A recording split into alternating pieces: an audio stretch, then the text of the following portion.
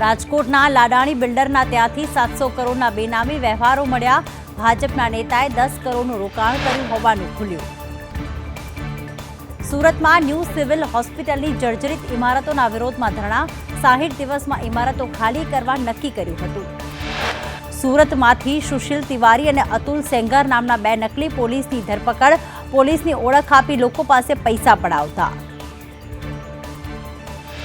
સુરતમાં વકીલને લાત મારવાના કેસમાં ડિંડોલી પીઆઈ આઈ.એચ. સોલંકીને 3 લાખનો દંડ ફટકાર્યો. હાઈકોર્ટે કહ્યું, એક પીઆઈને માફ કરીશું તો બીજા પણ આવું કરશે. ભાદરવી પૂનમને લઈને અંબાજીમાં ભક્તોનું ઘોડાપૂર. અંબાજીના મેળામાં 25 લાખ વધુ લોકો ઉમટ્યા.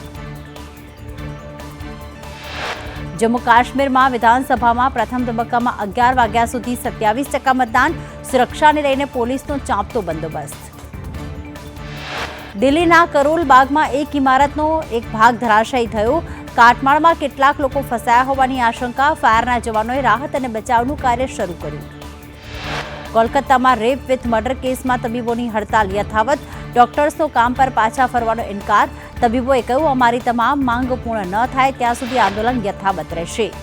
રશિયન રાષ્ટ્રપ્રમુખ પુતિન પોતાના નિવેદનથી ચર્ચામાં. નાગરિકોને ઓફિસમાં કામ કરતી વખતે શારીરિક સંબંધ બાંધવાની અપીલ કરી.